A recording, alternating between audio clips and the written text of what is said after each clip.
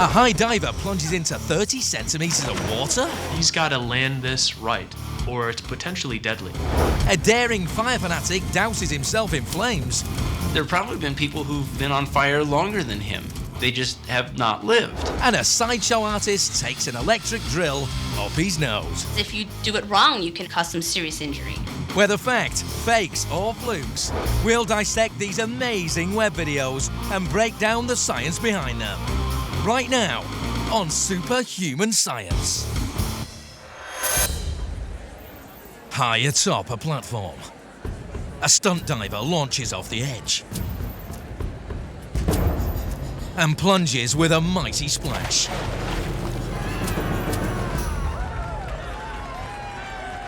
In seconds, he's up, knee-deep in the shallow water of an inflatable kiddie pool. That is a very shallow pool. That man is mildly insane. Meet Professor Splash, aka Darren Taylor of Colorado, USA. Now, when I was very young, I developed a technique of landing flat on the water and holding my breath on impact and being able to survive belly flops from extreme heights. As you're watching him do this, you see that he's going to do a belly flop, and you think, oh, no, Professor Splash, don't do a belly flop, that's going to hurt. He holds 30 world records for this, and may be the only diver in the world to master the crazy art of the shallow dive. Most of us have belly flopped into a pool, and you know how painful that can be. Well, imagine doing that from 10.9 meters above the ground into 30 centimeters of water. Hitting the water as a solid surface from that height will feel like concrete. I have had some injuries over the years, severe bruising around the face and stuff, and there's a lot of fear involved. This is really equivalent to being hit by a truck. One of my biggest problems is with concussions. I've had a lot of concussions. 9 of them out of 30 of my big television special dives. Based on how far he's falling, he is traveling at almost 15 meters per second when he hits the water. That's more than 50 kilometers an hour. It's a spectacular stunt. So how does Professor Splash do this and not die? Our experts break down the science of his dive. When he reaches the top of the water, he has built up a lot of speed from accelerating downward due to the gravitational force. Well, now he has to accelerate upwards in order to stop himself and reach a velocity of 0.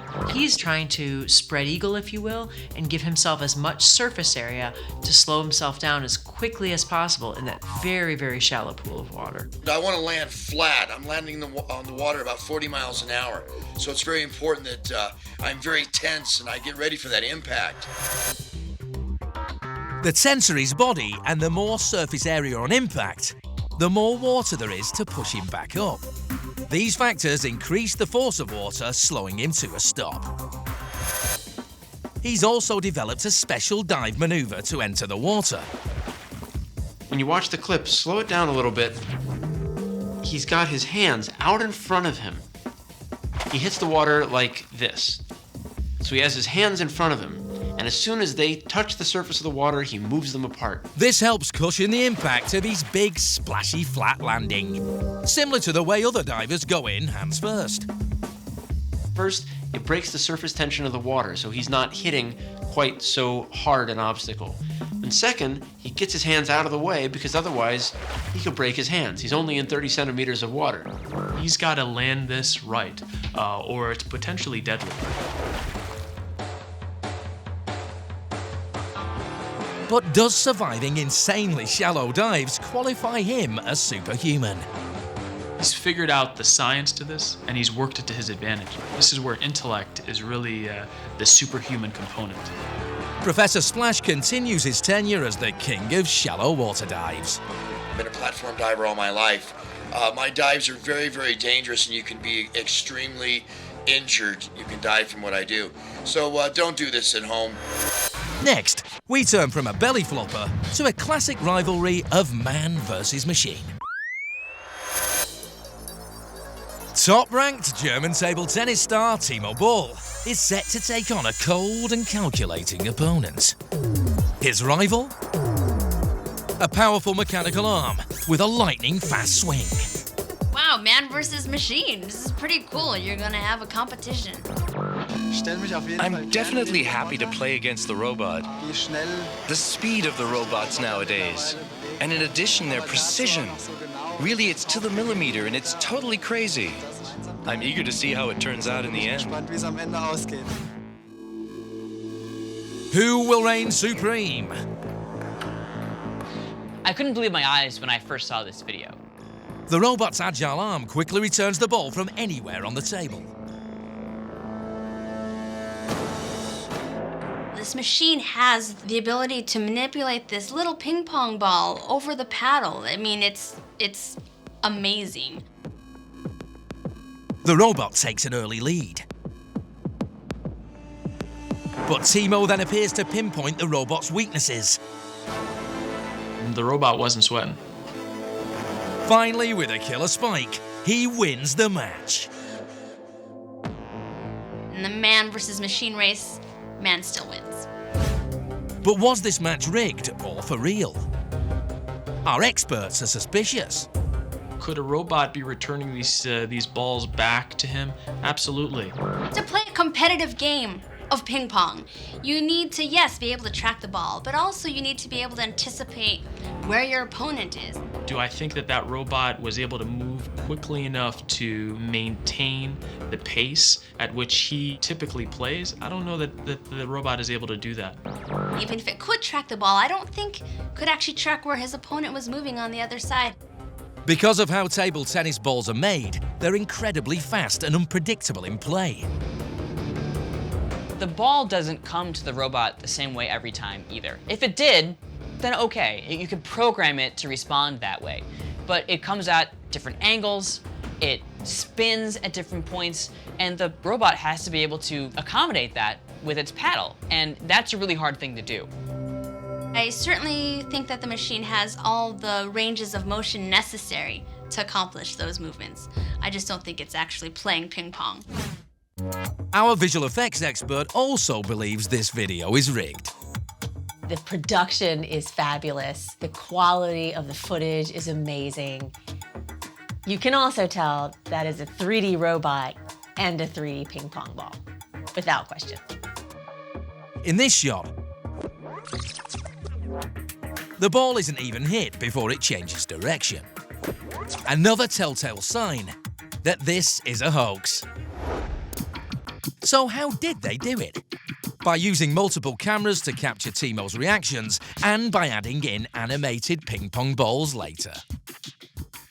I went through it frame by frame. You have the actor-athlete running around, swinging a paddle, catching that footage on tape, and then bringing it in to composite and literally animating a ping pong ball, going back and forth, being hit or missed as the drama builds. Also, shadows are tricky to animate, so they lit the scene carefully. They put directional lighting above, projecting downward, so that helped them have all of the shadows of each object directly underneath themselves, instead of interacting with each other. But it's Timo's last game that is the ultimate fake. So if you were still unsure as to whether or not the ping pong ball was real, that pretty much seals the deal that this is all composited. Turns out this video is a commercial for a robotics company, and it racked up over 4 million views and counting online. Still, Man vs. Robot is super entertaining. The only super thing about this is Super Timo. We turn now from Man vs. Machine to a stuntman's burning brush with fire. And later, to a bizarre nose job that'll make you squirm. Then, trick shots that seem to defy gravity from the ultimate frisbee champ. Ohio, USA. An amateur stuntman greets a crowd at Chagrin Falls.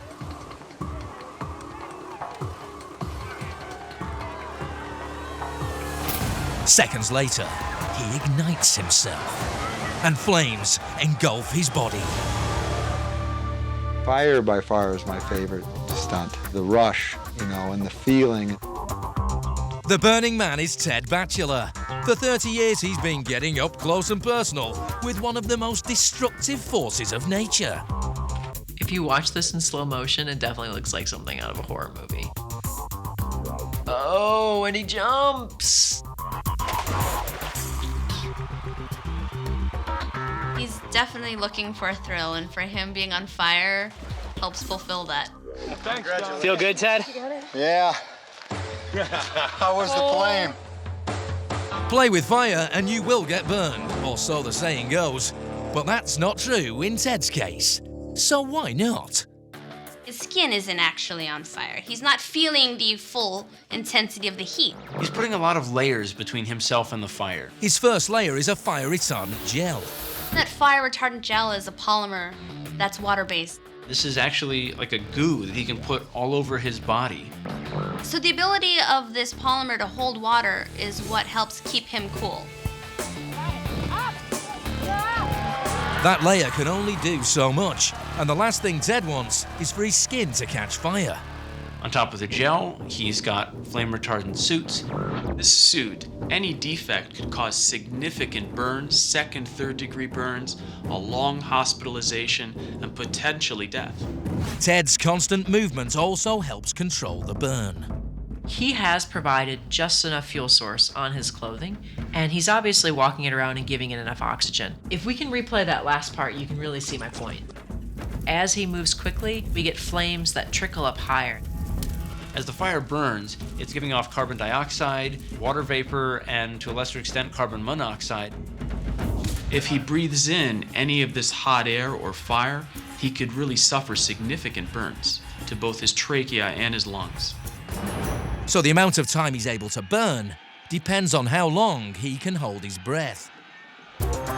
When you do breathe in, the oxygen that comes into your lungs diffuses into your blood, and that blood goes around and feeds the cells in your body. Maybe those cells make it back to the lungs, get new oxygen, and maybe you can do this for a few minutes before your body really needs a fresh supply of oxygen. 130, 131, 132. Ted Batchelor holds the world record of 2 minutes and 57 seconds for the longest full-body burn without supplied oxygen. The most impressive thing about this really is that he can get past the mental barrier of being on fire. It's that mental grit that makes Ted Batchelor's fire feats superhuman. My vote is superhuman and super scary. Now we shift from a fire starter to a risky way to clear your head. Get ready. This clip is dangerous and hard to watch. Pair of scissors. You might want to cover your eyes. Okay, I can only watch this once. We watch it with one eye closed. This is Canadian stunt artist Ryan Stock, and his act is not for the squeamish. Patients have a tough time having you take a look up their nose, let alone take a drill that far back. But is this real, or is it fake? These stunts aren't necessarily faked. I do think that we're seeing everything honest to goodness as it's happening. Is it safe? Absolutely not. Is it not a smart thing to do? It's not a smart thing to do. Turns out it's a perilous trick of human anatomy. Perform this stunt probably over 600 times a year, maybe even more. And as time has gone on, I've developed calluses inside my nose. I've stretched out my nasal cavity. So you notice that he's going into his nose, in through his nostrils, and what he's doing is he's actually going back into his nasal cavity.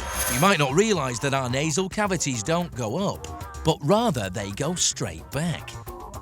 Behind your face are multiple sinuses, and these are air-filled spaces, and that's where that drill is traveling. And some people are more empty-headed than others. So the drill isn't technically hitting anything, providing he's careful. The drill just travels directly along my upper palate. It goes through the nasal cavity, and when it's running, it vibrates and tickles. The wrong maneuver with that drill, and all of a sudden, you're probably through the skull base and into the brain. The potential for grave bodily injury doesn't deter Ryan. And there might be no end to what he'll push up his nose. So we're looking at this hook now that's coming in his nose and out his mouth, and that's really gross. I'm sure very messy the first couple of times. When you first start learning this, you have a sneeze reflex that wants to react. You'll have blood. You'll have a lot of snot pouring out of your nose. It's disgusting. It's painful, and it's not a fun process to learn. So is this one real or a trick? The camera starts on one side of his face, goes all the way around and back without any cuts. That hook went through his nose and around. It's real. It's really gross, but it's real. Seeing a huge hook sink deep into the nasal cavity might make some people squirm. There's actually one big open cavity that leads from your nose into your mouth. Think of how many times you've laughed and had milk come out your nose. It's that same hole, but now with a hook. That's why you're able to breathe both through your mouth and through your nose, because those passageways are all connected. The curve on that hook would have been perfect to cover that entire distance. If we could have laid that next to his face, we could have traced out along the nose and down out through the throat. Stunt artist Ryan Stock seems fearless and performs his freaky sideshow tricks under the threat of extreme injury. As for Superhuman, he gets a split decision. Not superhuman, super gross. Extremely difficult to watch, and yet quite impressive, and you sort of can't look away either. Next, we move from a brain-scraping drill in the head to world-famous pogo sticking. This pogo stunt rider soars through risky backflips, outrageous wall plants, and high-flying tricks. He can do with a pogo stick what most of us can't do with our feet. That is not the pogo stick I had when I was 8 years old, let me tell you. He's Pogo Fred, aka Fred Grisbowski of Ohio, USA. The tricks we're doing today are absolutely insane, and if things go wrong, they could seriously hurt you, so we take a lot of precautions. He holds multiple world records and is famous for this double backflip dismount. Double backflip dismount, that trick has actually hurt me more than any other trick. Double backflips are just crazy to do on concrete. Definitely just trying to stay focused and trying not to die. It seems almost impossible. So how does he do it? He's able to bounce up and down with the right amount of force to give them enough height to do all of these tricks. To get serious air like this, a powerful high-performance stick is crucial. When the high-performance pogo sticks came out about 9 years ago, that's when things really started to take off, and I really got into doing these massive, crazy tricks. This device he's using actually has a special elastic band. It's the material makeup of the new one that is giving him this ability to do more than we've ever seen done in the past. The engineering behind the thick rubber bands propel Pogo Fred to these adrenaline-inducing heights. You've got a couple of elastic bands inside a pogo stick. It's kind of like when you stretch a rubber band to fling it. You're accessing all of that stored energy and allowing that to go with a high speed. And when you hop down on that pogo stick, the bands stretch, increasing their potential energy, which they then release as kinetic energy when they boing back together. Another factor in these fantastic pogo stunts is biological, his keen sensory perception. The pogo stick becomes an extension of his own body. And so now, instead of knowing where his feet are, he's got to know where the tip of that pogo stick is at all times. He can imagine that he needs an extra 30 centimeters for the stem of that pogo stick to hit the ground. None of his flips would be possible if he wasn't calculating in that extra space. Finally, he uses a little maths and physics to control his movements. He's using the physics of collisions to his advantage. You can see here, as he's about to do a flip, that the pogo stick isn't flat to the ground, it's actually angled. Pogo Fred deserves his worldwide recognition, but our experts stop short of calling this superhuman. This is practice, practice, practice. This is not a superhuman ability. This is just somebody who can do something very well. Now we bounce from pogo sticks to the ultimate in frisbee tricks. He's Brody Smith, the world's most famous ultimate frisbee trick shot specialist. There's a lot of physics going on with his shots. He can look at something far away and and he can do it over his head. He can make baskets from reverse. He can hit moving targets. So how does he do it? Our experts break down the science. The throwing of frisbees comes down to aerodynamics. The reason a frisbee stays in the air is really the same reason that an airplane wing works. Air takes longer to travel over the top of a curved surface than it does a flat bottom. This creates a difference in pressure. A lower pressure region is created above the object and a higher pressure region below the object, effectively sucking it up into the air. This generates lift. That's why a frisbee flies, but in order to stay in the air, it has to have forward motion too, to create those low and high pressure regions. That's where the throw comes in. Throwing a frisbee is hard because you can't get as much power as you could, say, throwing a baseball or basketball. As a frisbee flies through the air, it's actually banking off of all the air around it. If you have it angled at all, it's going to catch air resistance and it's not going to be the throw that you intended. It all comes down to spin and wrist action. Spin determines the strength and distance of any shot. You flick your wrist, which is applying a torque to the frisbee. A torque is a force that's exerted some way away from the center of the object. If that happens, you can make it start spinning. And that, in turn, keeps the frisbee stable in flight. But wrist action is where Brody gets his accuracy. Brody really has a very good snap on his sidearm throw. He's getting a lot of rotational velocity to move that frisbee forward. So what separates Brody from the pack? In order to make these shots, he has to have a really good inherent sense of the lift and the drag and all of those parts that are affecting the flight of the frisbee.